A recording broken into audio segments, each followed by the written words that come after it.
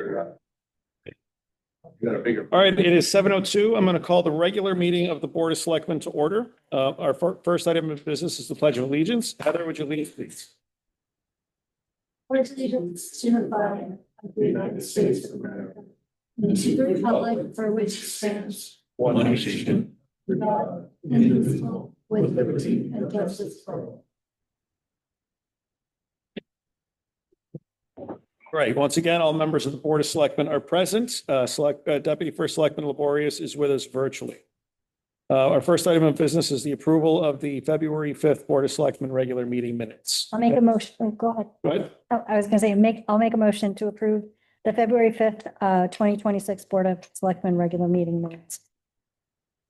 Is there a second? Second. Motion has been made and seconded. Are there any corrections? Hearing none, all in favor, please say aye. Aye. Opposed? Minutes are adopted. The February 12th Board of Selectmen and Board of Education public hearing minutes. May I have a motion, please? I'll make a motion to approve. Motion made by Rick, seconded by Heather. Any discussion or corrections on the minutes? Hearing none, all in favor, please say aye. Aye. Opposed? He's lagging like you. I know. All right. Public participation. This is one of two opportunities for members of the public to address the Board of Selectmen. I'll first ask if there's anybody here in the room, and I don't see any members of the public online, but if that changes, we'll give them the opportunity too. Is there anybody here who would like to address the Board of Selectmen? Yes, sir. Your name and address, please. Paul Anderson, 89 Main Street, Norfolk. So, yeah, you just accepted the minutes. Changed my comments and that are in here. I didn't get a chance to review it yet. But two items I brought up on the Board of Education budget in that meeting. One was the real cost per student. They've got nearly a $34 million budget, and they've got X number of students. It'd be nice to know what that cost is. I haven't heard anything so far. The other item was the percentage of graduates. Senior graduates. The rest of the school doesn't matter. Seniors matter. That's what we put them out on the street and say, make a living or sell drugs or become homeless or some other thing, which we don't, nobody wants any of this. We want success. But in thinking about this, I'm just going to bring it up here and I'll bring it up elsewhere as well. I think the number of students that are registered in September, that should be the base number, and the percentage of graduates from there is what matters. Not the percentage who are in school in June. Just a thought. I'll bring that up elsewhere because it should be elsewhere. We'll do that, but I think the public needs to hear it. The other item is, which I didn't pay attention to until today, when an issue came up, is that the bathrooms in high school have no doors on the stalls. The excuse for that seems to be vaping. That is a real poor excuse. We're dealing with teenagers who really need their privacy. And it costs a lot of money to take those doors off. I don't know what they did with them, but they threw them away. They're gonna have to buy more and put them back. And I'm gonna push this to the max. I think that is disgusting. We got people who are afraid to use a toilet because they have no privacy. And we're spending over $33 million for this? Totally unacceptable. So that's a budget item. Thank you very much. I'm done. I have not heard that concern, nor have I witnessed that when I've been in the school. So I'm sure the Board of Ed is going to look into that. I don't think you're using the students' bathrooms. I mean, whatever. Probably using staff bathrooms. That's a different world. Well, The other point that I just want to offer for clarity is that the state does use a census benchmark for enrollment in school districts. They use I think it's an October 1st date. So your point about what the students have in September versus what they graduate with, I think the state uses a 10/1 date for transiency purposes. But I'm going to recognize the chairman of the Board of Ed. He's been our chairman of the Board of Ed. I suggest that anybody that has questions with the ed budget, come to a ed meeting. And certainly concerns about bathroom doors and all of that. Mr. Anderson, you're welcome to come to any meeting. We'll be twice a month on Wednesdays, the first and third Wednesdays of the month. Right across the street at Brookwood School. So we have the numbers. We're gathering the numbers that you had asked about. We're in the middle of getting that information. Thank you. You're welcome. Is there other public comment? Is there other public comment? Is there other public comment? Hearing none, we'll come back to that again later on in the agenda. Okay, there's a couple of things I want to bring to your attention from communications purposes. The first one, this is an organization or an awards designation called the 2025 Influential Women of Our Influential Women, Our Shining Stars. This is an award, statewide awards thing that the Boy Scouts of America did. And there are two people from East Windsor that I want to recognize in here. The first is a young woman named Gemma Jakes. Gemma saved her grandmother's life at Mill Pond in the summertime. Her grandmother had a cardiac event in a swimming pool and ended up going face first. And Gemma, at the ripe old age of, I think, 8 years old at the time, had the clarity of thought to make sure that she was getting her grandmother's head above water and then ultimately to safety. And she has been recognized by this organization as having saved her grandmother's life. I thought that was a really remarkable story, and I wanted to share that. I also, at some point, want to bring her in and her parents to recognize them for that truly remarkable instance. I did have an opportunity to meet her and her parents and her grandmother at this awards ceremony in October, and everybody is happy, healthy, and fine. And it was a really, really cool story to see. But the reason I didn't know that she had been recognized, the reason that I had gone was to support Melissa Maltesi, who was recognized as a true shining star statewide for the work that she does for the town. And there's a nice write-up that's included in the Selectmen's packet. I would encourage everybody to take a look at that. But just as an exclamation point at the end of Melissa's resume that affirms the good work that she does for the town, and just because of who she is. And I wanted to make sure that everybody was aware of that recognition as well. Wait, what's next? There's letters from a couple of different vegetation management concerns, Eversource, Connecticut Southern Railroad, and Connecticut Electric Railway Association. These are required submissions that organizations who are doing vegetative management along public roadways in municipalities have to submit every year to the municipal CEO's office. And I'm just sharing them for information purposes. That is that. So now we'll move on to 8. Agenda item 8A, which is a continued discussion from the 6 p.m. Budget workshop. First of all, I would like to take the Treasurer, Board of Finance, Insurance, Pension, and Revenue items and postpone them until a future hearing. So moved. Is there a second? Yep. All in favor? Aye. Aye. Opposed? I have a report from the assessor's office. The assessor also is unable to be here tonight due to a medical concern. So I can go over the notes that they provided, or we can put them on a future agenda. For Bob and Heather and Rick, this is really a pretty lean, like extremely lean departmental budget. But if there are questions or comments you guys want to raise, I can put her on a future agenda, or I can just go over the notes that they provided me and we can check the box. That'd be fine, just going over their notes. All right. So Helen noted that several of the expense categories have decreased, including dues and fees, following the completion of Rachel Pierce's certification for the CCMA coursework.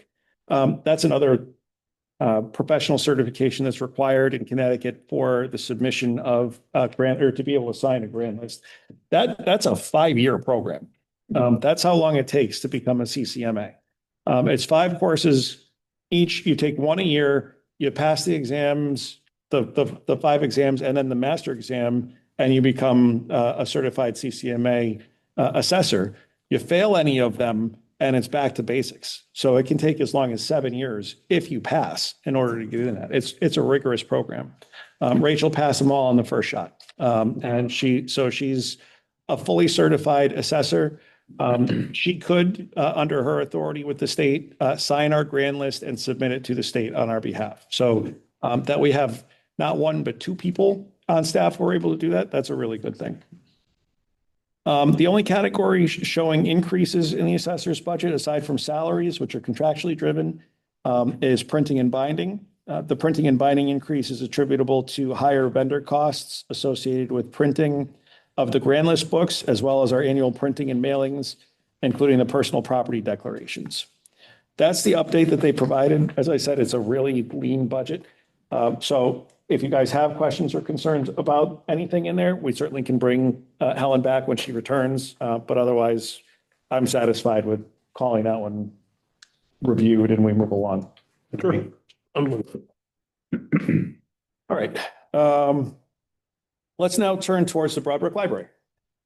Mr. Anderson, how are you? I'm trying to be good. No guarantee. Yeah, you guys got handed a revised budget from tonight, which I brought to the selectmen's office. The only change in that is the addition of workman's comp, which an insurance consultant advised us that you're an idiot if you don't have workman's comp, even though nobody gets paid. Because it makes you totally liable if anybody gets hurt. 100%. With workman's comp, because of the way the state designed it, you're not liable anymore. They have their coverage and you're in a much better position. So you have an estimate there because we're working on getting policy. And we are currently in a transition of volunteers. My sister passed away, so we lost our head librarian, got other people stepping up. And that makes it complicated to deal with a policy covering the people involved. But outside of that, we'll have it shortly. I have an estimated cost based on statistical costs. It should be in that ballpark. Any other changes in our budget are based on actual costs and the infinite wisdom of the state of Connecticut with minimum wage. Because we have to use minimum wage for volunteers to calculate what the cost would be. We don't have a choice. And so that's money that wouldn't be expended, but we still have to put it in our budget because it could be. To be able to operate, you need librarians. And other than that, we don't have any other changes other than, like I said, actual costs, property insurance and the sewer charge we're using the known rate. And by the way, we operate on a calendar year, so it makes it a little more complicated to deal with your fiscal year. But these are, this is a calendar year budget. But, you know. I'm sorry, the library is a calendar year budget or WPCA is? Because you were talking about the sewer rate. I didn't understand which point you were making. Oh, no, the library. Okay. Calendar budget, yes. So we have to go by, you know, the bills we get for electricity and oil and telephone. All those things are what they are. we don't get to control those very much. So we don't, the only thing, I guess we could buy fewer books, but that seems like kind of a poor choice. And different people come by us because we have the latest books they want. So outside of that, I'm willing to answer any kind of question you want to come up with. Greg, you want to go first?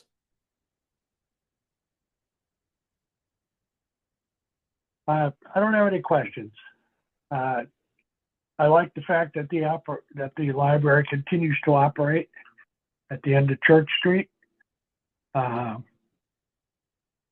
wife went there as a kid, and I actually have a bunch of children's books I'd like to donate. So I'll see you soon over there. I'm good. Al? You have, under programs, you have a couple, well, all of them are starred as optional. Do you have, over the 3,000 in there for different programs? What are the event passes and the miscellaneous programs that you do for the? Things like the Trolley Museum, Children's Museum, various, what's the one in Manchester?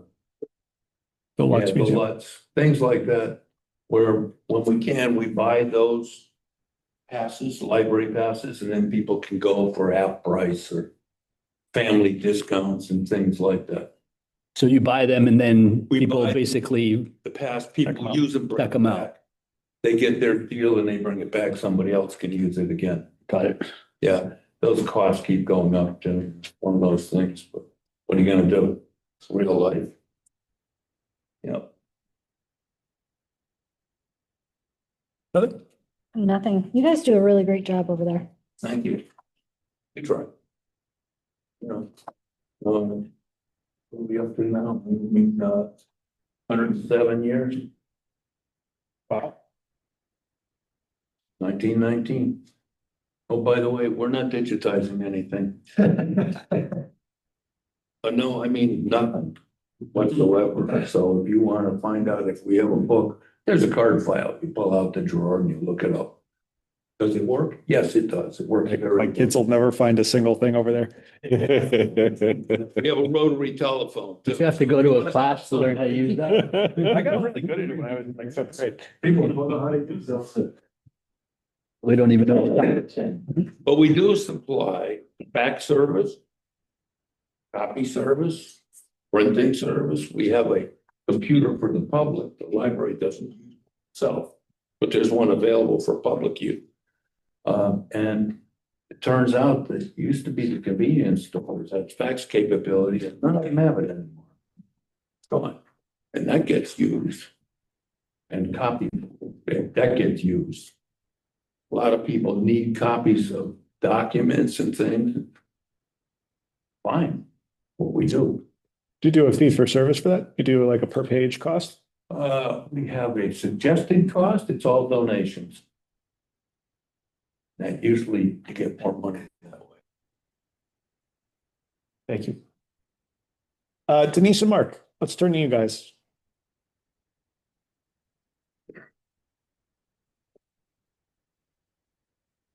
Someone put the- Rick probably can't see you. If you stand there, he can hear you because there's a microphone on the podium. Where was it? Down here, Jim, but with that much left. We haven't rehearsed this, so I don't know who's gonna say what. You want to start? Well, first of all, I'd like to work at the Broadbrook Library. I tell people all the time I'm BC, before computers. But Denise here helps me out all the time, so we do well. Guru, Mark. The guru. Oh, yeah. Yeah, Joe, I call you all the time for all my problems.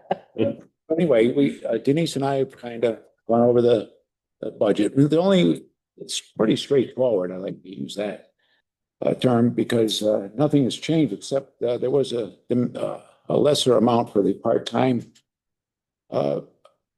salaries, not salaries, but payments. Salary. It is salary. Okay.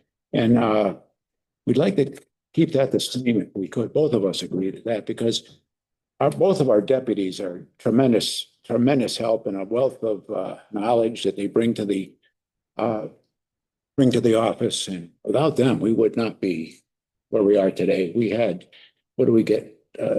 Reduced the voter list down by 2,000 plus voters. Last year. Yeah, last year. And we're pretty much done We're done with our, this year. yeah, canvas. Canvases, yeah. The letters are coming back and all of that. So, So far, we've only reduced it by about 100. So we did such a major yes, overhaul last Yeah, year there that, was a lot there, so. but we couldn't have done it without the deputy. Yeah, so we'd like to incentivize them to stay and perhaps at least pay them the same. If not, make a little raise there and, for them. But, other than that, I mean, Really just about everything else is mandated. static here, yeah. The new voting machines, we now have to maintain 13 voting machines Gee, instead of, what did we have with the old machines? 6, 4? we had actually 4 that were actually used and 2 that were like asleep somewhere. You know, they weren't They weren't functioning. functioning well, so we had 1 that we used for elections and a backup. You know, so we have to have, So now we have to have 13 maintained. I still, I don't understand. deep into it. And it's right. It was told us because of all the different ballots. Every election, there's different ballots. There's absentee ballots, early voting ballots, regular ballots, overseas ballots. I guess that was their justification, but I don't know what they used to determine that. But no one has an answer. Yeah. I have a question. Yes, you rotate some of those machines? Yeah. Yeah. Not all 13 of them, but So there's some that never get. so far. Yeah. I don't know. Well, we just got them last year, Yeah. so we're Yeah. early in the rotation. I've got a question too. Don't those machines should be able to do all the ballots that we have in our town, correct? It's not my understanding. They all read the ballots. However, Flash drive. the way they were programmed this first time around, each kind of ballot, so the early voting ballots had to be put in a separate machine, which made us have to get Okay. program that machine one way, another machine a different way for absentees, for District 1 versus District 2. So we're going to really kind of try to figure out exactly how to reduce some of that. So you guys didn't have one question for one single person except for us. We like it. Softball. You know, we have a lot of incentivize we have about 40 that we can call Yeah. upon. That's great. Yeah, can you Yeah, imagine? We made, That's such a change. how many new moderators too? Those are. Yeah, we've got like 6 moderators now. Yeah, And we didn't have, I mean, it was Mark and I That that were was it. moderators. yeah. So we've done a lot with a little. And any increase that's reflected here really is just because of the new machines, the new, just the different pieces. Now we're going to a new program for how we register people. It's going to be a Total whole, vote. Total vote, yeah. Yeah, they had to push that back because even the state was a little bit confused about it. They were supposed to start like today. And of good things to come. yes, I agree. On top of that, if I might bring Joe in, we're gonna be moving our offices pretty soon, so there might be some unanticipated costs for that. I don't know, We're not paying for that. we're not, oh, okay, sorry. Joe can pay for it. Yes. Working closely with the police department. Be cooperative with us, so. But just, that's why we're gonna submit this as is then, right? Well, you've got what we submitted, and then you've got your recommendations as well, so. The budget sheet was, the one I emailed to you guys the other day, reflects your request and my recommendations. It jumps right out. So you see our accomplishments, we've just kind of spelled everything out. If you have any questions? One thing I would say, on the voter canvas, and, you know, kind of purging out inactive or decedent voters, that's losing 2,000 people off of our list. Our participation numbers are going to explode. I mean, we're going to look like rock stars to the Secretary of State. Like 9,000 to about 7,400, 500 voters. Right, right. I mean, it's just going to explode. We're going to be at 42% in municipal Much elections. more accurate, yeah. Yeah. Yeah.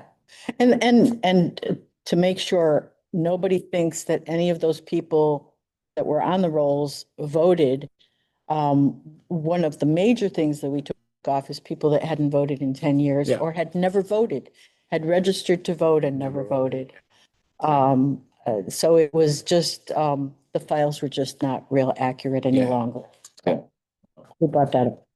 Long the person not voting before you typically would contact them and take them off if there's no contact. I think. Now, the canvas letter we send is a questionnaire on there. And plus we have to include a stamped envelope returned to us. And they fill out the information on there. Yes, I'm still a voter and I still live here. And they don't become inactive. We keep them active. So or we get letters that we get no response. Do that canvas every year? Yes. So how do we add that backlog? We're supposed to do it every year. Got it. It has been. Okay, that makes sense. Yeah. I mean, if I might just mention something else, not kind of unrelated, but when we speak of early voting, when that comes up again, we get people that you do all the early voting, tell people all early voting is done at the annex for everybody. Town. On election day, we use District 2 here and District 1 in Warehouse Point. So if you wait until election day, you don't want to early vote, you got to come to your precinct here. I get people, they come into the Warehouse Point. I'm the annex guy. This is Broadbrook girl here. But I get people coming yelling and screaming. I mean, it says, on the, she shows me her phone and she's yelling and screaming. And I says, look, we didn't say that. That's not from us. I try to publish and I do a pretty good job with that. Yeah. Yeah. Yeah. So it's not, but people have to read it too. So, but if you could just ask that a little bit. Yes. Thinking from experience, working for you guys, Yes. I think you guys do a great job with what you Thank you. had to do. Thank you. It's very, very hard. Mhm. And you guys bend over backwards to make sure that people can vote. Yes. And I appreciate it. I take the time. Yeah. Thank you. Thank you. Rick, Bob, sorry. The maintenance for the voting machines, that was a fixed cost, if I remember right. Yes. Just want to be sure. I just want to echo what he said. You guys do such a good job and it's like really important work and you do it Yes. efficiently and accurately. I think like we all appreciate it. I'm good. Thank you. Rick. I would just like to commend both registrars for the work they do. In times when there's questions raised all over the country about the security of our vote, to know the process and to know how nonpartisan and bipartisan it is, and to know the lengths to which we go to ensure that ballots are properly cast. Just thank you for the work you do. It is appreciated and it's fundamental to our democracy, not just here in East Windsor, but everywhere in this country. So thank you. Thank you. They called this hug. This is the video budget, so. Thank you guys very much. Thank you, Jason. Thank you. Mr. Holden, thank you for your patience. You're up.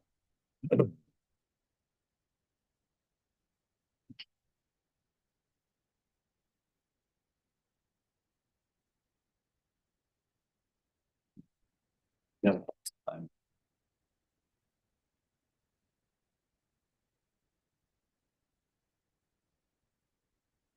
If it's any help, it's in portrait versus landscape, landscape versus portrait.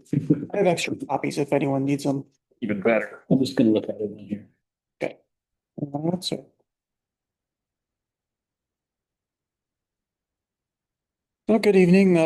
My other half, Bob, couldn't make it. He's under the weather tonight. So I'll try and fill his shoes the best I can. Usually starts with a joke. I don't have one. That's not true.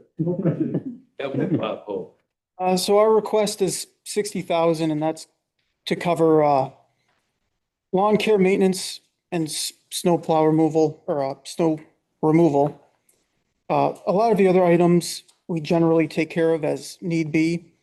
Mulch and flowers is usually our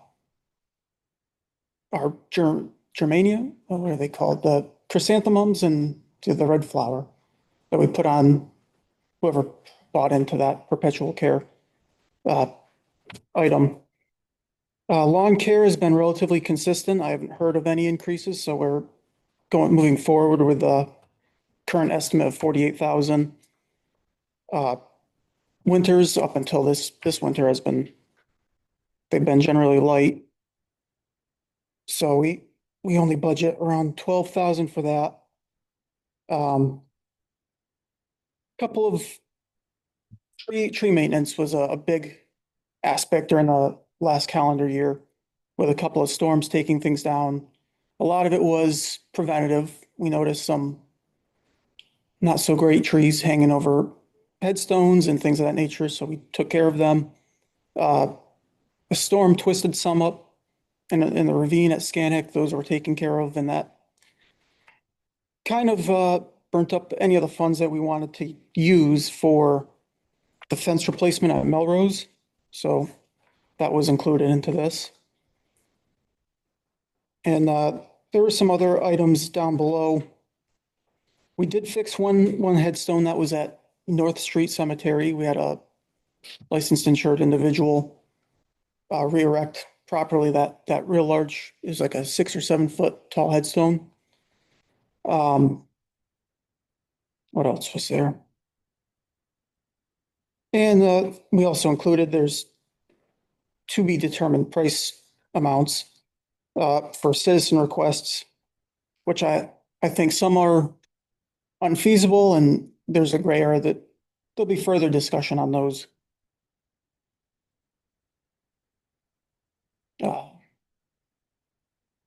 Any questions?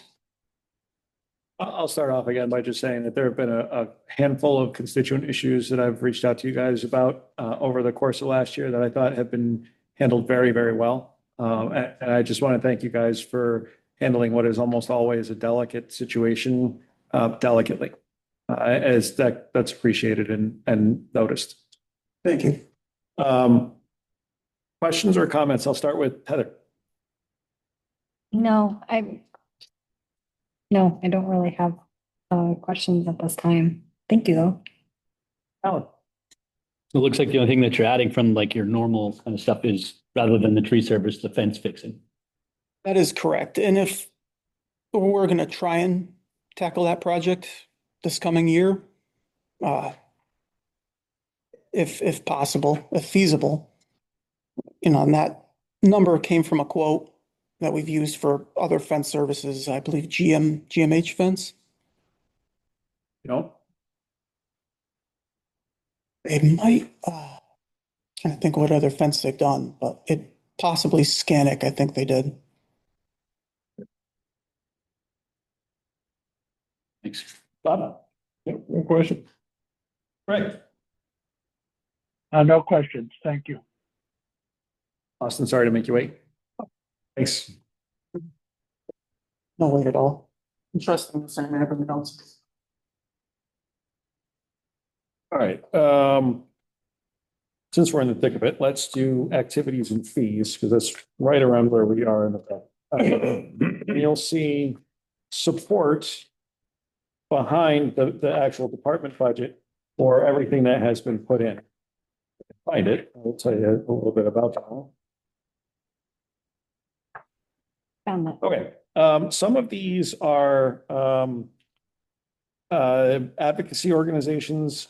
Some of these are per capita assessments that we get, and a couple of these are community support groups. So I'm just going to go down the list. You'll see that the probate court is increasing by $1,300.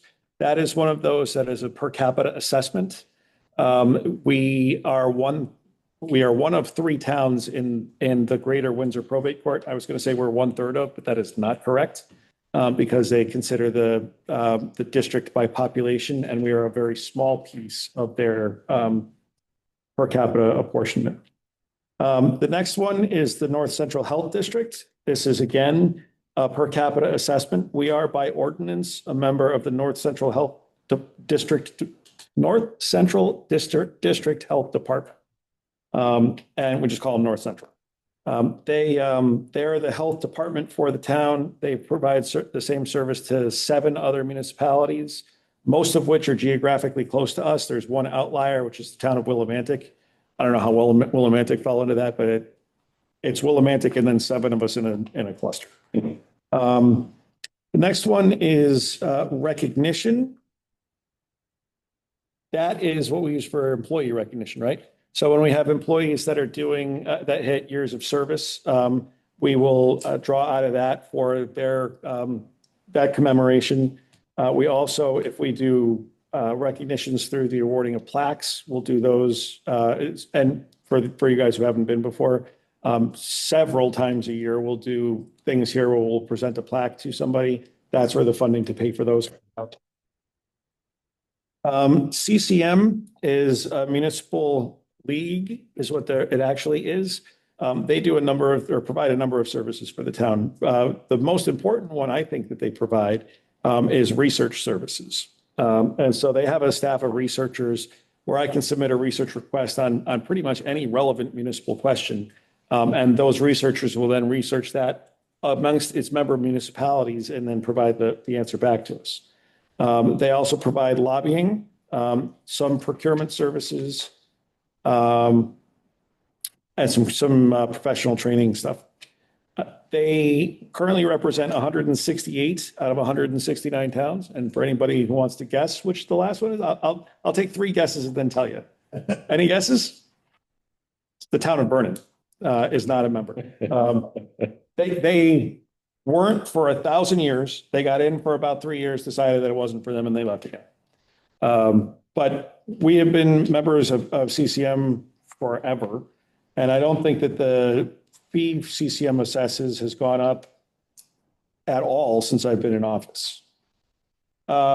Similarly, we are members of the Capital Region Council of Governments. That is dual function. It is the cog in which East Windsor sits. We're one of 38 member municipalities and about 1 million people in terms of population. So they do regional planning work for us. The other function that they provide is as the Metropolitan Planning Organization. So they occupy, largely overlapping that same 38 member town, kind of a dual role for the greater Hartford region. Memorial Day planning, or Memorial Day, is to provide for the flags that go on the graves of interred veterans.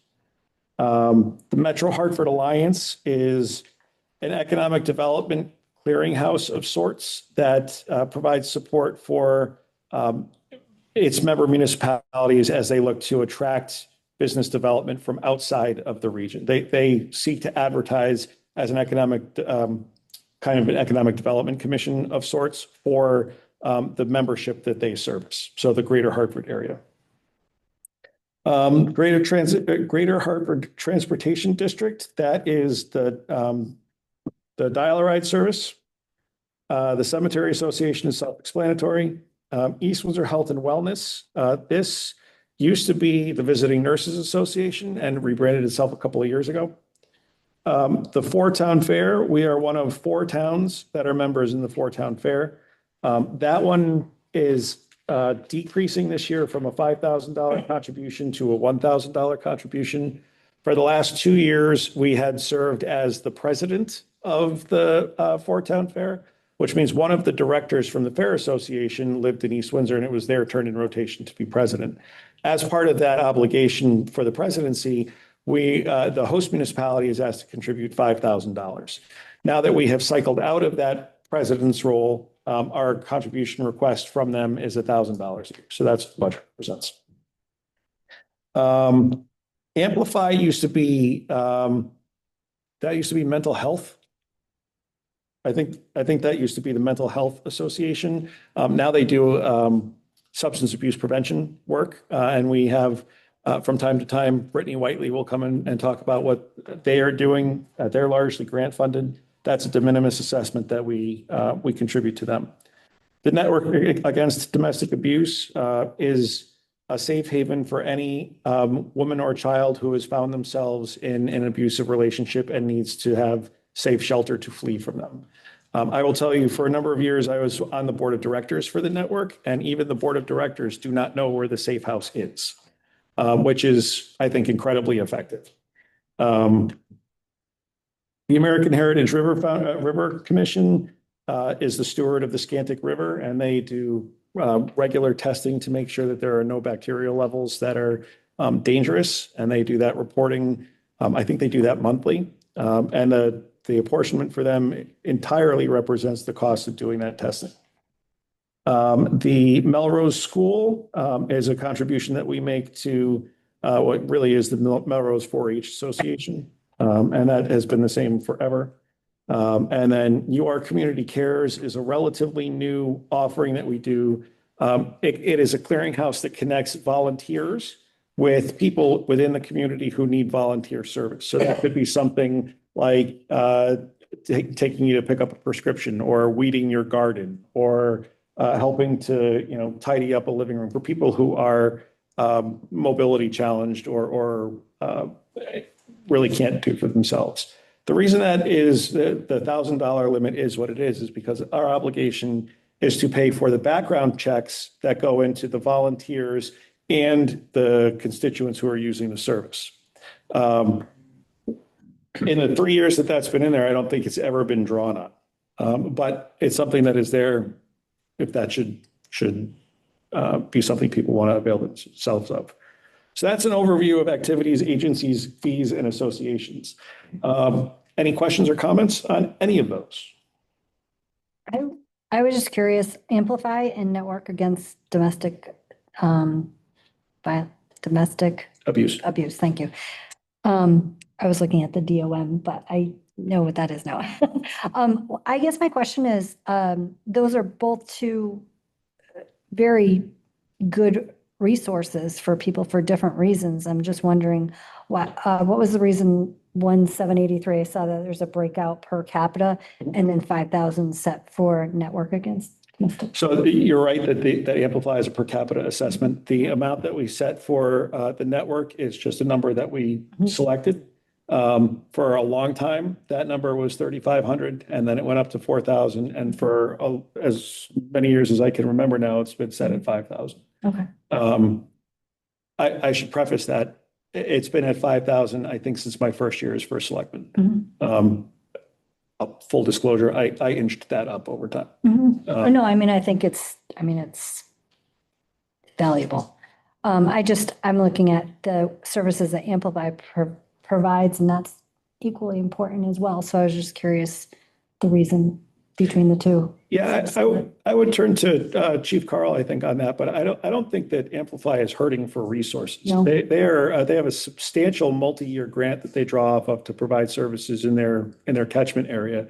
I have not ever gotten the implication from them that that more of a municipal contribution would be necessary. Have you? No, and actually, if you think about our local, they're advising us on how to spend the money on that. They have not asked. Okay. Or I'm on their website, they're hiring, so apparently have money. Gabby Resto.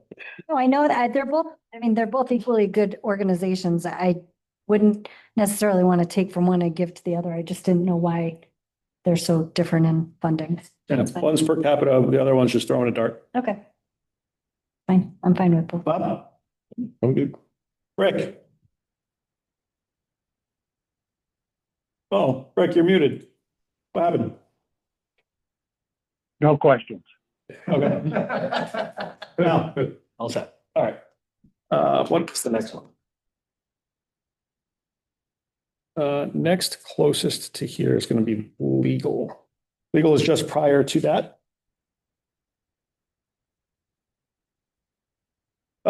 So I'm making the overall budget for the department is recommended to stay the same. I am moving some things around a little bit. I'm reducing the amount that's currently in labor relations, and I'm moving that towards town council, and there are two reasons for that. First of all, we are going to have smaller contracts that are out in the next fiscal year than we do now. And when I say smaller, I mean ones that typically resolve at a quicker and lower level. So I don't see the need so much for that to be in the labor relations line. I do see a continued need for it in town council for a couple of reasons. First of all, as you all know, we still have tax appeals that are slowly winding their way through, and we're about to hit the go to trial phase with a number of them. And there's going to be a cost associated with that. And the other reason is I just don't know, depending on the outcome of the siting council's decision in a couple of weeks, if we decide to pursue an appeal, I don't know when that will be calendared. So there is going to be a rather expensive cost associated. It's my best guess as to when. Questions or comments there? I wrote down a couple things. I didn't know if somebody wants to go first though. Oh, you got them good. Do we have a retainer with the No. attorney? It doesn't work. No, we don't like work on a retainer basis. It's hourly. Yep. And then, I wrote down, what's the cost for solar so far? Do we have any kind of, I will be happy to share that with Okay. you privately because there's some stuff in there that is attorney I'm client. fine with that? And then I know attorney, the legal was kind of an issue last year with that. And I guess for me, I have a question. Can we put out for bid for new cases? I know like we feel comfortable with what they're doing right now on the cases that we have. We wouldn't want to take an attorney off of it, but do we ever put out to bid? And would we be able to do that in the future for new? How does that work and why don't we do that? I guess Well, that's my question. We do that. Oh, And okay. it depends on the type of case Okay. and it depends on whether or not there's a conflict. Okay. So for example, the majority of the work that we're using for the gravel pit solar defense is done by Updike Kelly and Spellacy. Okay. We're doing some tax appeal work with Halloran and Sage. Our town council is Pullman and Comley.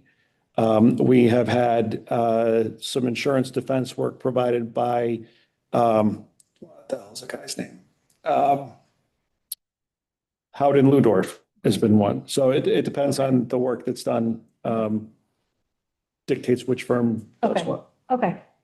I just was curious about that. I didn't know if we had just one. I mean, I don't look at our cases. We have Pullman and Comley as the municipal council, but we use a growing list of attorneys firms depending on what the case is. Okay. And if this is an issue for people, can we put out to bid Pullman and Comley for the town attorney, or is that something that we don't necessarily do? I'm not asking us to, it's just more of like curious in case somebody has a question. I'd rather have. We could decide to do that. I would advise against that. But that is something that the board could decide to do. Okay. Those were all my questions that I wrote down. Alan? I see it's down 9.2% overall right now. That's what it says, right? Legal. Negative 9.2. Oh, that's because it's against the adjusted. Oh, okay. It's flat. Flat. Yeah, same number. Yeah, you can see that here. Yeah. Flat across the board. No questions. No questions. Rick? Legal expenses, we do have a purchasing policy that deals with RFPs and says when you have to go out for them and on a timely basis. Is that correct? That is correct. So the policy would dictate whether we had to go out for an RFP for legal services And I would assume that the Board of Selectmen would then make a decision as to whether to go out, whether to waive that requirement if possible, or whether to go out for RFPs. Is that correct? That is correct. Okay. We've done that since And- I've been on the board, and I can't remember when it was, but we did it We in the have done last few we have years done or it so. Several times. Every time we Yeah. do an engagement letter renewal. Right, and I can't remember when the last one was, but we have The done. next one's up or due. Well, you do an engagement letter, but do you also do an RFP on a periodic basis? The waiver of the policy is involved with the engagement letter. Okay. But that would be done by the Board of Selectmen, correct? Yes. Okay. Good, thank you. You can look at me, I'm right here. Yeah, it's there. I'm sorry, Rick. Are you all set? Yeah, all set. Thank you. Okay.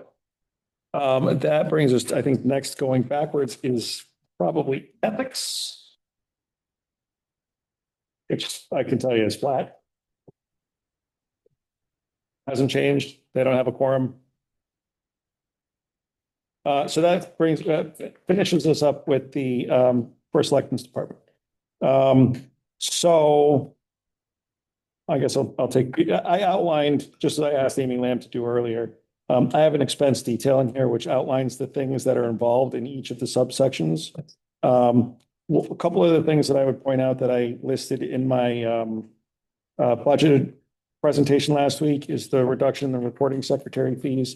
As you guys know, that's now part of Melissa's job and has become part of her contract and her compensation. So I reduced that there and shifted it up to the full-time line. Leased equipment, that's just a product of the equipment that we have. We have replaced equipment that is now more expensive, the large plot plan.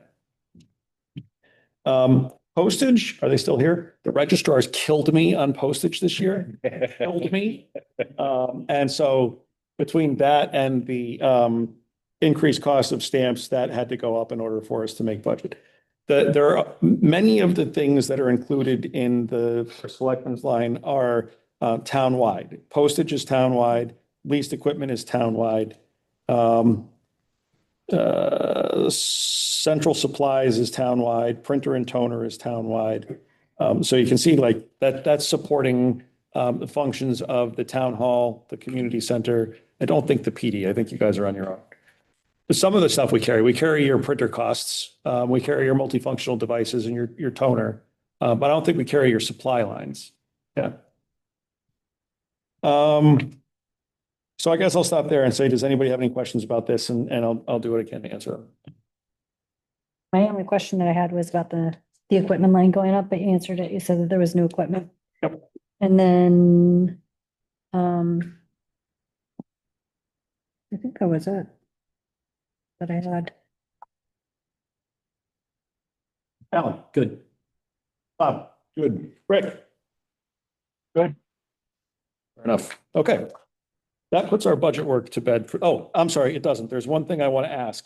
We have our budget workshop scheduled next week for 6 o'clock. Can I ask that we renotice that for a 7 o'clock start? That work for everybody? That was, The 20, yeah.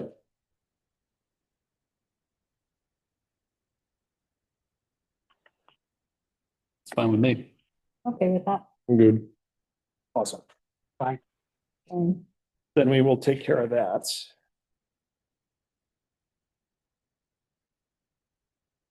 I think 9 o'clock. hair appointment. Mr. Sauerhofer, good evening. Good evening.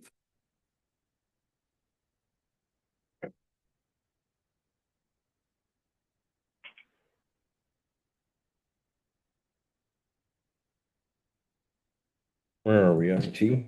We are, no, we're on agenda item 8B, the fertilization project. We're done with budget. That's 7 PM.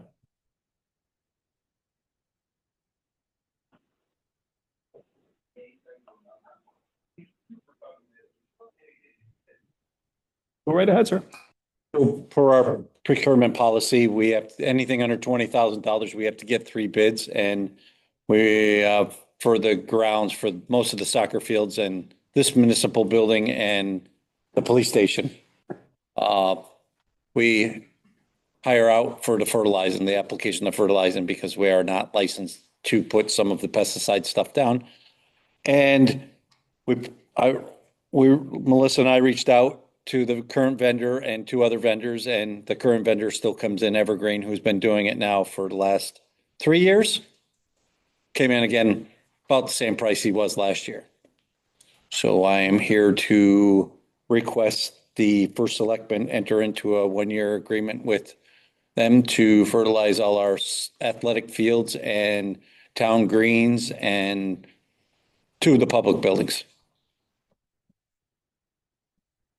Did you say Evergreen? Is that True Green, I'm sorry. True Green? Okay. Mason Enterprises is 6,000? No, he did not total it up properly. Okay. So I would almost reject him for not doing it properly, but doing the math, he's up about 15,000. Okay. And True Green is like I believe they're a nationwide company, and they have all the SDS sheets and all their proper licensing and everything. So it's nothing really we have to worry about. Is everything going? Are we seeing, less grub damage? We have the best soccer fields in town, buddy. The best baseball fields. Okay. Ask Elliot. Spend a lot of time at Abbey Road, so. Yeah, I mean, they really do a good job. We have no grub issues like we did in the past, and it's just so much easier to have them do the applications. And it honestly, it's more cost effective for the acreage they're doing. And for what they use a lot of environmentally friendly stuff versus, just us going and buying pesticides and just dumping them, 10, 10, 10 or, so. Have you gotten any complaints from people? We did receive some complaints about the dog pound, or the dog park, so we do not fertilize the dog park anymore. And quite honestly, the grass has gone to crap. But they don't like it when we close it because people frequently it a lot. It's a very busy park. So dogs are running on it. Nobody really cares about, I don't think any human's going to lay down and roll in the grass. At least use some lime. Yeah, but whatever. Right. It needs some care up there. It's got a lot of washouts, got a lot of, it's hard park to take care of because it's hard to close it. So that's the only complaint. Soccer fields, we close for 24 hours, which is recommended, and we just schedule around that, and we go around games and practices, and we do nothing down at Osborne other than the baseball field, so that leaves that whole backfield. Okay, so we don't do that part. I didn't realize that. No, we just do the front, we just do the baseball field. We only, the key is water, irrigation. And that field's irrigated, the green is irrigated. Obviously the backfields at Abbey Road and then we have a high clay base. The soccer fields here at the park stay very damp in that side. We have a lot of water from Skinner drains down, and there's a lot of clay. So that field's come from being a baseball field to now it's really good. I mean, could we use irrigation? Yes, but we don't have water. We're on well water up there, and yeah, harder to do. we don't want the water bill. No, we got enough water bills. When you get to town property, you're going to go. So like the other smaller parks like Windsorville and we do nothing. The neighborhood parks, we don't do any fertilizer there or bug control at all. Nope. So we're just doing really the ball fields at this Ball fields, yeah. Basically, the athletic fields, the front of the police station, because I've been trying to get the eye appeal better down there because it's terrible. Yeah, that is. And then here. Okay, good. Bob? Nope. I'm good. Rick? Move we allow the first selectman to sign a contract with True Green for fertilizing services for 1 year. Is there a second? Second. Further discussion? I was just gonna ask, it says service location, it's all the same address. I'm gonna assume that just because that's the bill to address.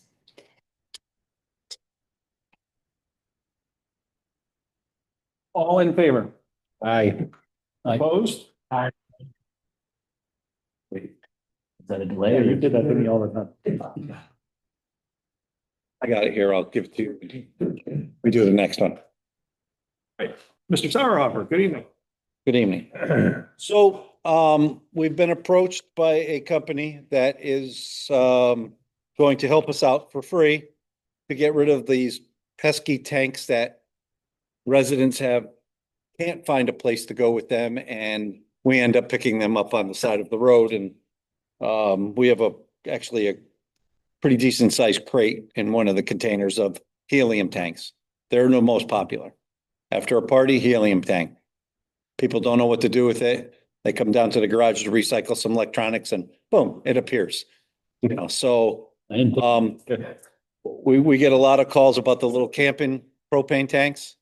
We get calls and we just tell the people we don't take them. Not sure where I'm sure they just end up in the garbage or the recycle bin. Full-size propane tanks, most people exchange them out but we do get a lot of, like, especially during hazardous waste, we get a lot of drop-offs. We did find a company in South Windsor that will take them, but we were sending too many people over there. So they said, we can't take no more, so we don't take them. So either people leave them piled up or whatever. So this company's approached us. They're doing it with all the towns. They're gonna supply everything we need. Pick up, it's just like our mattress and our computer recycling and our electronic recycling. They just come and take care of it and we do nothing but you give them a spot. So it's 100% no cost to us, which is a home run, and it will help the residents and, be able to get rid of these, like, what do you do with an old gas can? Leave it in the shed? And that's what happens, or the people move out and then the next people move in, or it just ends up on East Road or other places. I'm not going to mention the other places but unfortunately, they're really close to the town line, but they end up still on our side. That's my spiel on that. Any questions or comments? And of course, we have an agreement to go into, just like we did with the mattress one. Make a motion to authorize the first selectman to sign the Cylinder Collective Connecticut Pressurized Cylinder Recycling Program Collection Site Service Agreement. A lot of words for one. Is there a second? Motion has been made and seconded. Any discussion? All in favor? Opposed?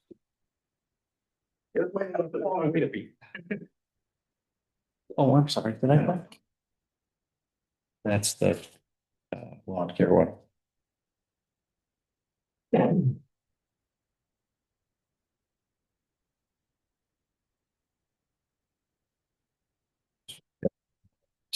What they're doing here.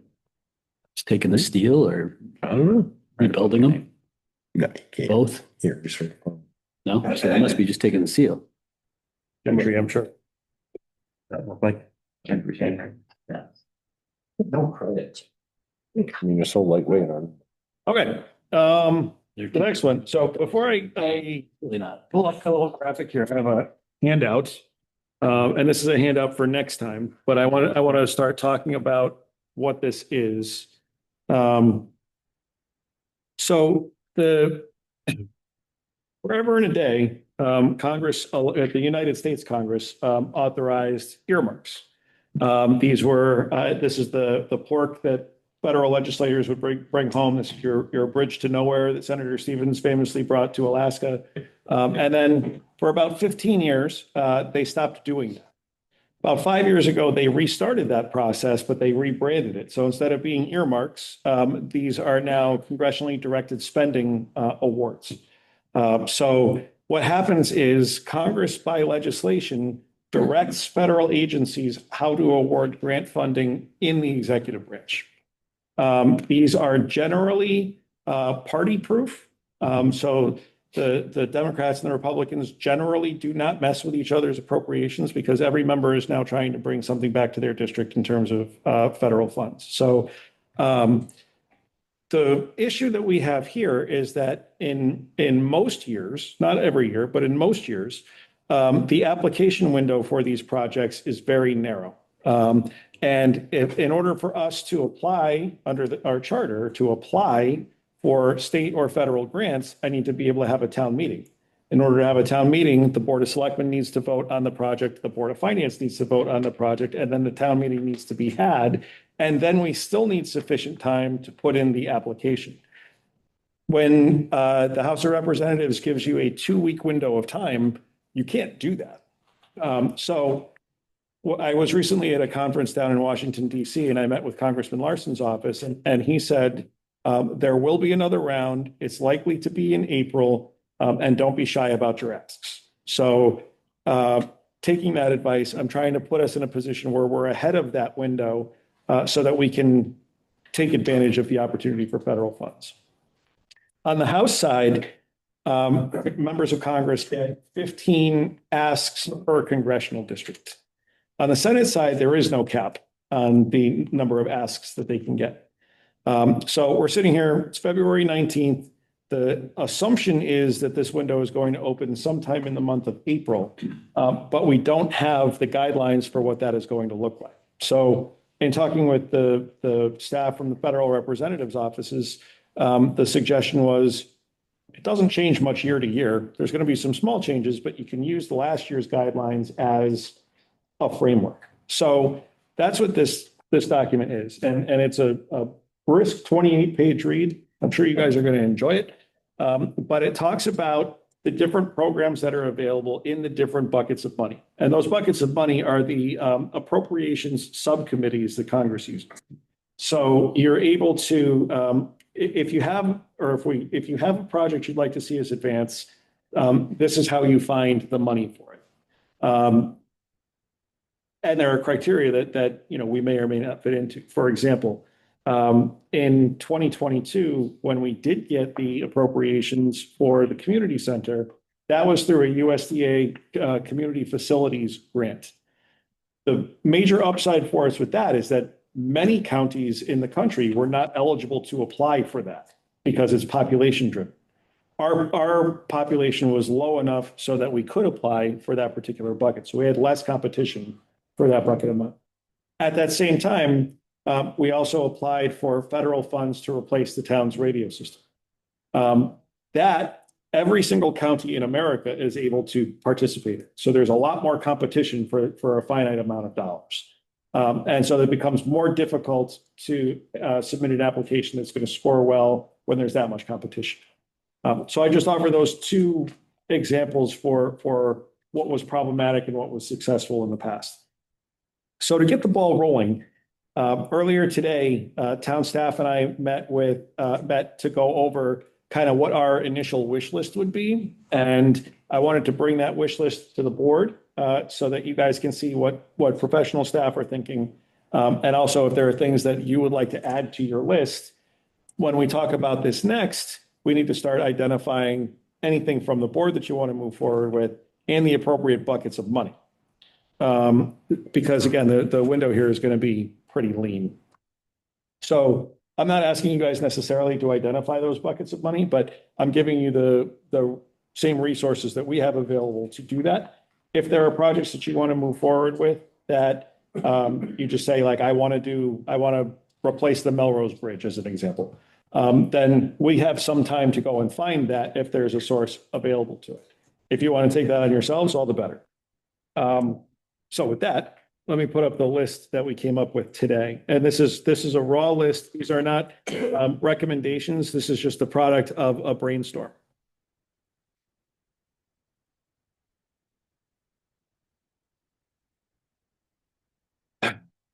Can't see. All right, so the first one that was thrown on the table was the notion of trying to solicit federal funds for the renovation of the police station and of the historic Warehouse Point School. And we're tying those two together for really three reasons. First and most obviously, it increases the available footprint for usage. Right now, we can't use the old Warehouse Point School for anything other than storage, and even that's getting a little questionable. Secondly, we think that by joining those projects together, an application looks more appealing if it's got a historic component to it versus simply a police department ask. So for those reasons, that's put together. We talked about extension of natural gas down North Road to allow for economic development in that corridor. In 2010-ish, under the American Rescue and Recovery Act, the town received a low-interest loan to extend sewer to Mullen Road. But for whatever reason, the decision at the time was not also made to extend water and gas. So while it's great to have the sewer there, didn't really have the economic multiplier effect that we were hoping for. So what we're trying to do now, we have a potential developer along that corridor who is interested in running the water down that line. So that's 2 out of the 3 in order to open that corridor up for development. What we're trying to do with this potential ask is to say, let's run the gas too. And then now you pick up an additional mile along State Highway that becomes developable for whatever is going to happen there. This is becoming a perennial ask, but there is a need to do an addition onto the Public Works facility to include a wash bay. And the reason why I think that keeps coming back up is because we spend a lot of money on Public Works equipment that we then turn around and have to store outside. That does not make a lot of sense. But at any rate, that's on the list, and I think certainly this would be an appropriate funding source for that. The blue ditch has been a perennial problem as well, and the problem with that is it's largely a private property issue, but there are a couple of places where some infrastructure improvements could ease that tension, and that's with culvert installation on Spring Street and on Holcomb Terrace, which would allow the water to flow a bit more smoothly, to the extent that water doesn't flow smoothly. But we have a couple of dredging asks, dredging for Broadbrook Pond and East Windsor Reservoir. There is a concept to build out what is really phase 2 of the community center, and that would be to add a resilience hub to that.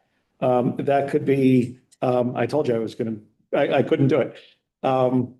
So the idea with a resilience hub is to add things like a gymnasium, particularly if we were to lose the availability of East Windsor Middle School, potentially add a food pantry because that facility is in need of a new building and it's probably going to go through some personnel changes in the next couple of years. And we want to be prepared for how best to address that concern. And the other aspect of that was floated was a single voting location for the town. Because as it stands, if the registrars were to decide to go down to one location, they have indicated that the location that they would select is the town hall annex. That's not great if we're looking at doing a renovation for the police department to meet their needs, to then have a very unsecure process involved in a very secure facility. So those are the ideas that were thrown out regarding that. The next one was an idea that Deputy Chief Murphy raised, and I guess this is a resource available to him when he was a New Britain police officer, and that's to have an emergency management mobile command post, which has a lot of utility when there is a need for that, but it also requires indoor storage. So this is not just like with public works stuff. This isn't something that you would spend $300,000 on for a piece of apparatus and then park it outside. So that was that idea. I think this is actually a duplicate now that I'm looking at it, but a renovation of Warehouse Point School, that's the same notion that we did with the first one. I'll fix that later.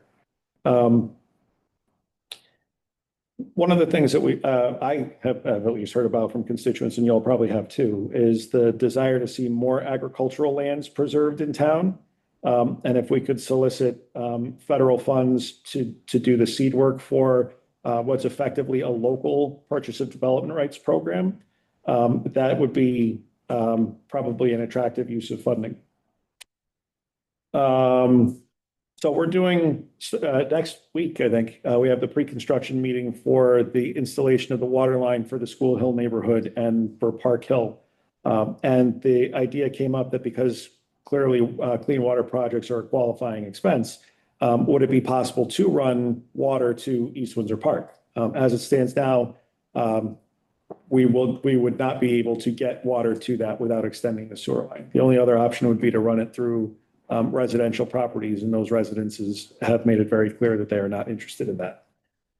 So that parcel's effectively landlocked unless we can run the water down reservoir from where we're about to bring it closer.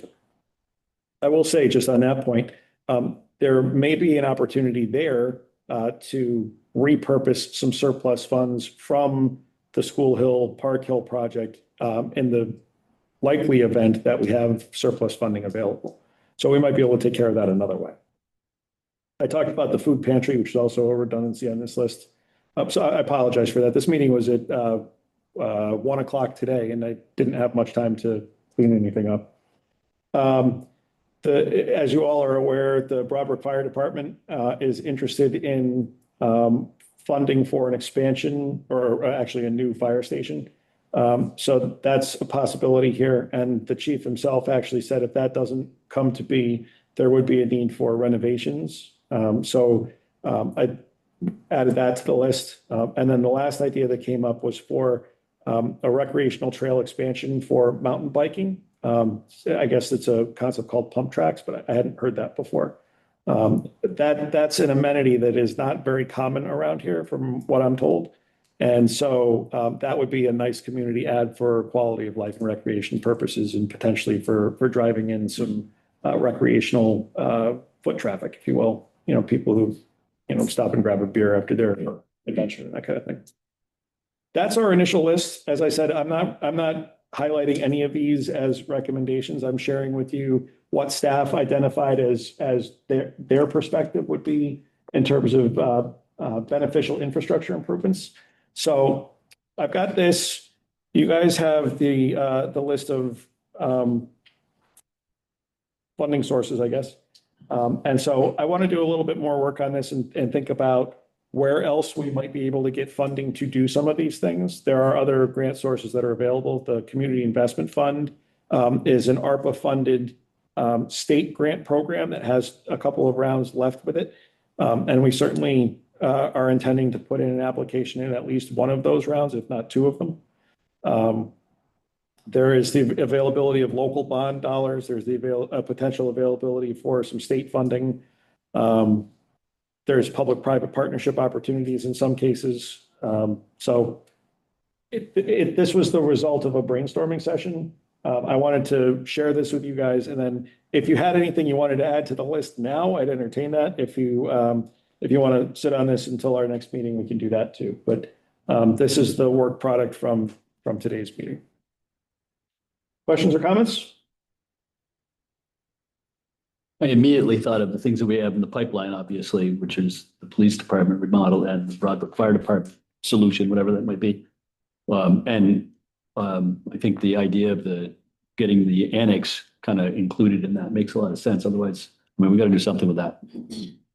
Yeah. But I also thought last time we did this, wasn't there, I think I remember that it was a lot more difficult to get public safety dollars than other stuff. So strategically, is that, like you say, there's a better way to do that stuff, and we should focus on the non-public safety stuff, or what do you think?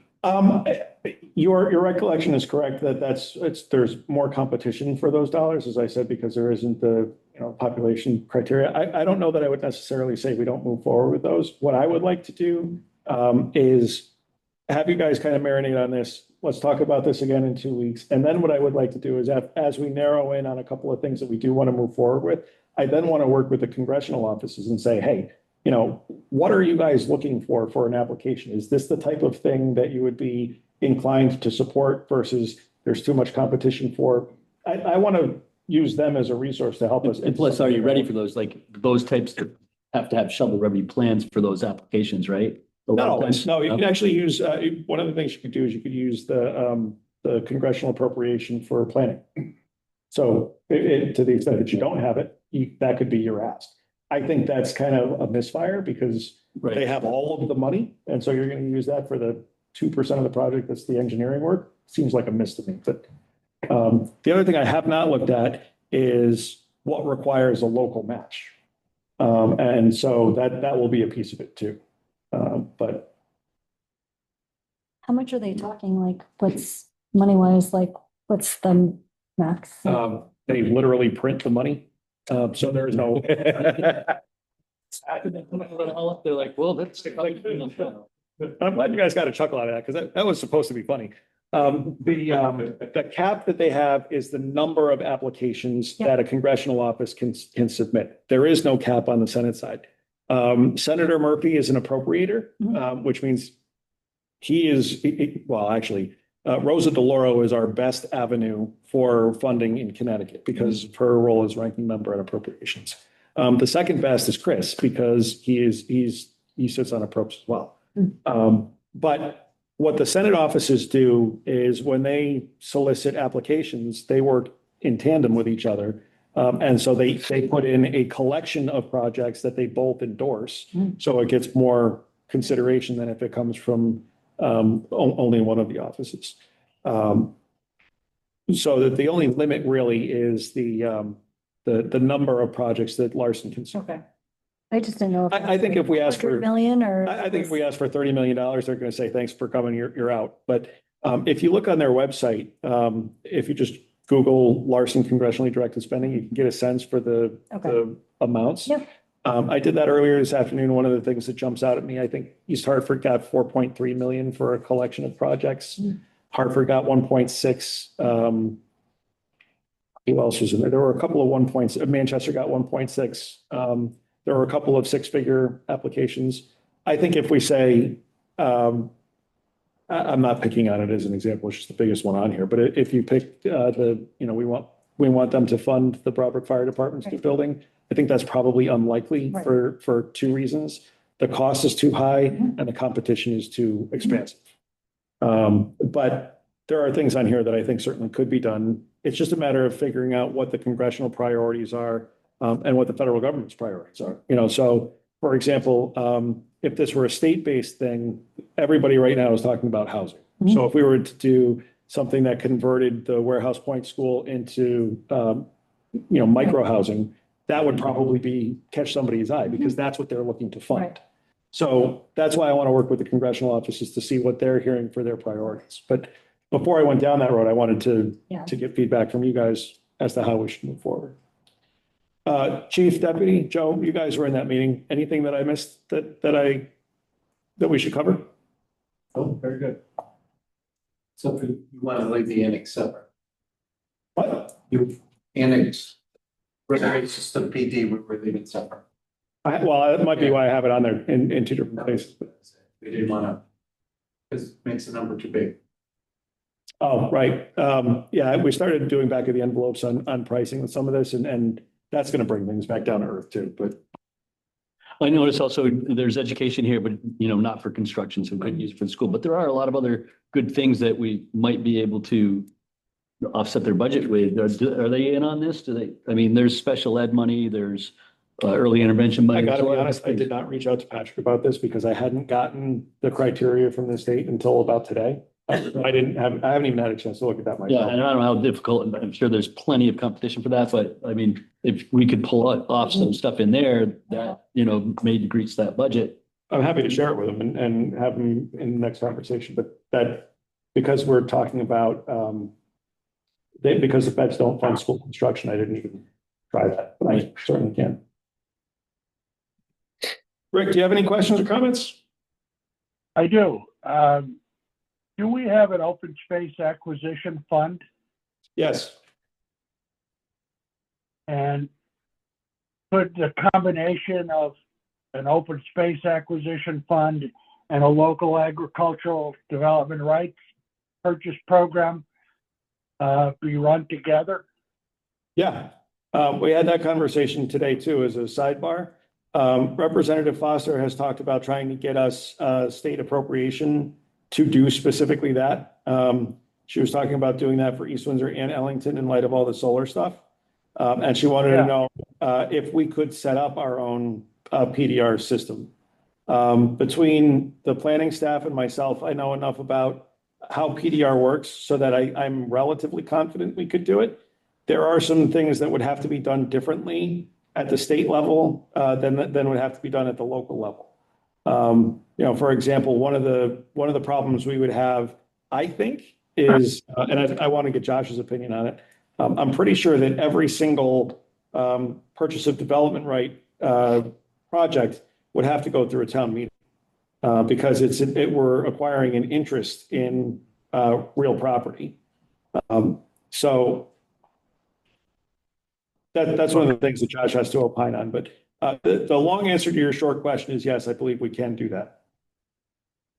Okay, so that's something I'd be interested in seeing further explored, along with, if we talk about renovations to the Broadbrook Fire Department, and we combine with that the fact that we're moving out the senior center, if that's still a relevant discussion, that might be a way to leverage funds for the Broadbrook Fire Department. That's a good point, and it's one that I probably should have elaborated on. I think that they are going to like to see a continuation of work that they've already funded, because it shows that they haven't thrown bad money away. If we can say like, thank you for your support in building out the community center, that leaves us with this new problem, and we're hoping that you can help us to provide for a 21st century fire response place. You know, I mean, I would think that's something that they would look favorably on, but I don't know if it's favorable enough to score, in the top third of 3,100 counties. Yeah. The other thing is the build out of the community center phase 2. Yep. In truly making it a community center, the addition of a gym and even a consideration of a swimming pool, something we want to look at. Maureen. I'm talking to Noreen. What? No pool. That's a liability nightmare. Pond. Well, we have a swimming area already. That's every bit as much a liability. Fair. Okay. No pool. I have some concern when we say we want zero liability. When you start taking swings out because you have a liability, I have a problem with that. When you start not having swimming pools in municipal facilities because there's some liability associated with it, I have a problem with that too. Well, the other thing we can talk more about that after you see the town property budget. Okay. Will do. Thank you. Any other comments on where we are right now and what I want to do next? All right, so expect that to come back again in 2 weeks.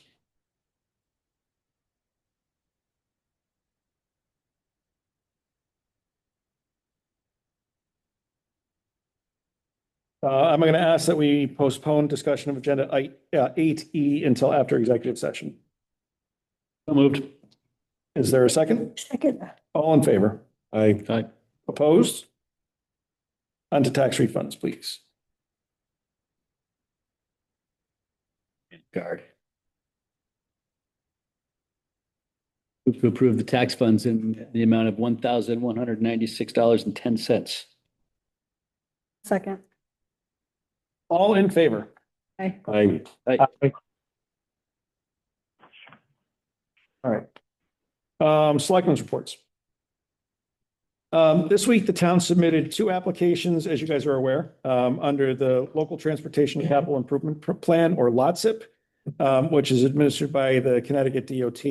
Those projects would be an expansion of the sidewalks that were recently installed in Broadbrook, down Depot Street to the intersection of Depot and East, south along East Road, and then west along Reservoir Avenue, kind of framing out the A of that sidewalk offering. That'll provide enhanced pedestrian access by sidewalk from almost the town line to the elementary school and the middle school, which is pretty good in terms of foot traffic.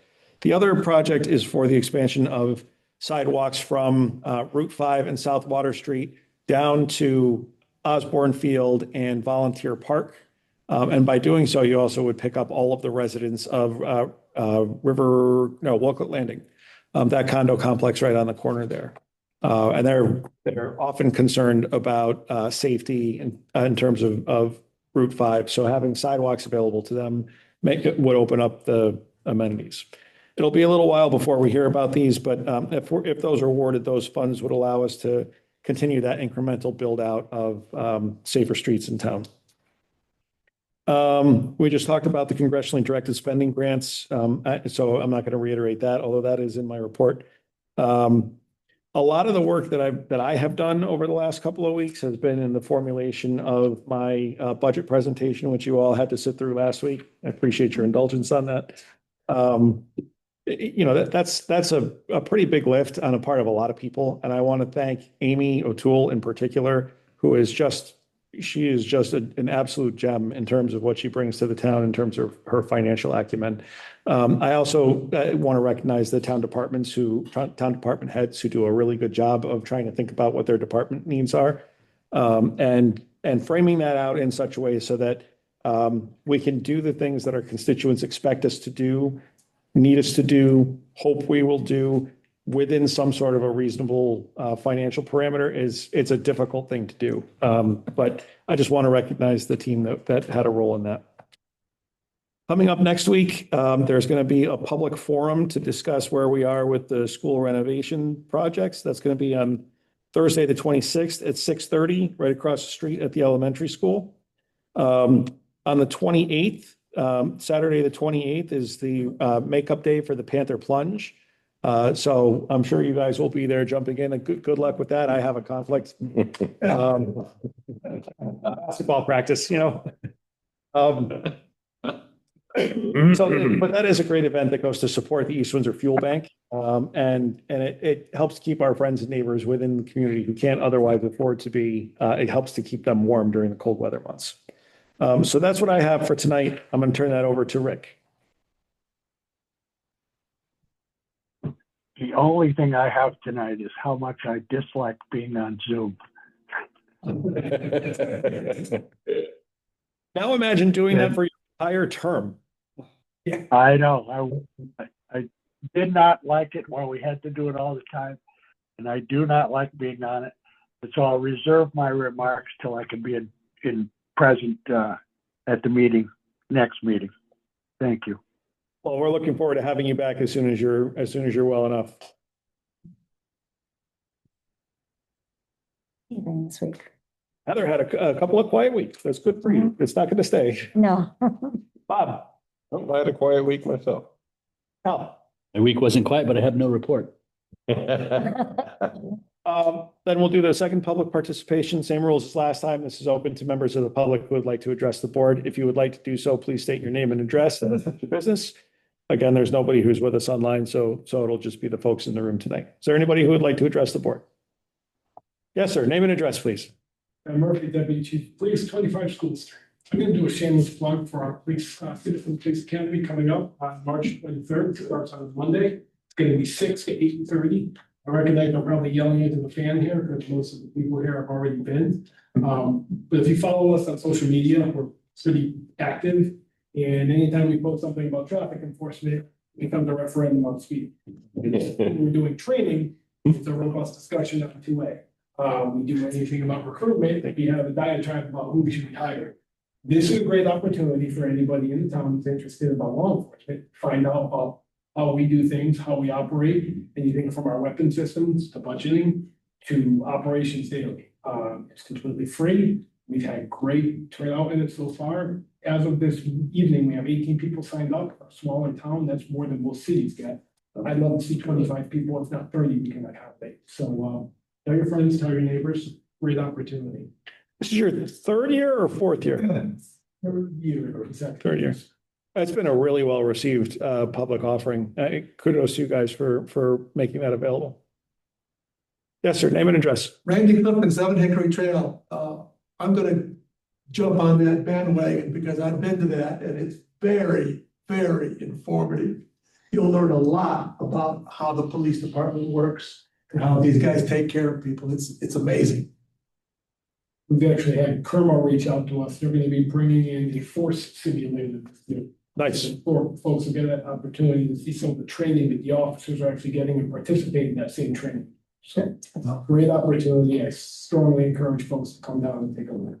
And Kerma's been offering that for a couple of years. I'm glad you guys are taking advantage of that.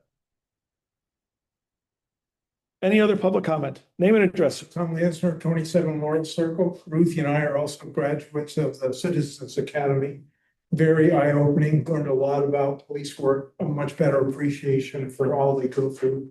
And we also were interested in CERT after going to those meetings and joined the CERT group. So it's a great lead-in for people that may want to join that group as well. Thank you, sir. Is there other public comment? Name and address, please, sir. Richard Tuller, 412 Canyon Ridge Drive. Going back to your discussion of congressional funding. Yep. Is there an idea of, I realize it was just a brainstorming session. Is there an idea of what to do with the warehouse point school? Or is it just wide open? Like you said, micro housing is one idea. Oh, that was just an example. That was not, that's not even an idea. That was a for instance. No, it's wide open. Yeah, there's not a foregone conclusion there. I'd like to see it available for office space or for the ambulance association or part of the build out, the renovation that we're talking about with the police department. All three of those are ideas in my mind, but they're not worth the paper they're printed on.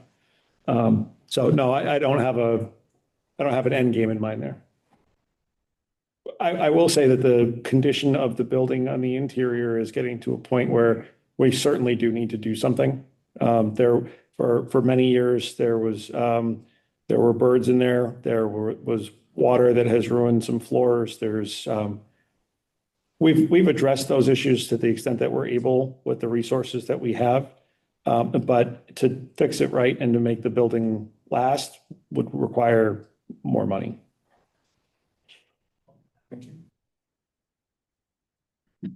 If there's no other public participation, I'd ask for a motion to go into executive session to include the chief and the deputy. So moved. Is there a second? Second. All in favor? Aye. Opposed? We are in executive session.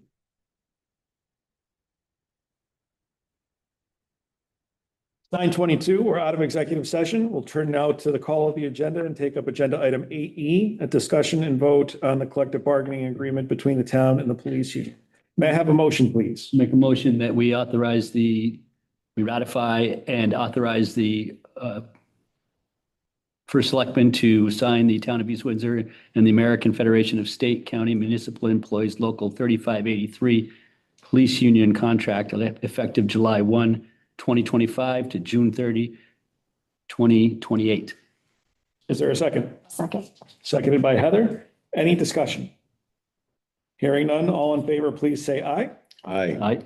Aye. I'm recording Rick in favor. Any opposed? Did you vote? I did. Yes, sir. Let the record show all members voting in the affirmative. The contract is ratified on behalf of the town. With no further business to come before the board, a motion to adjourn would be in order. So moved. Is there a second? Second. Motion has been made and seconded. It's non-debatable. All in favor, please say aye. Aye. Opposed? Aye. We are opposed at 9:23. Rick, feel better. We are opposed. We're adjourned. We are adjourned. I knew what he meant.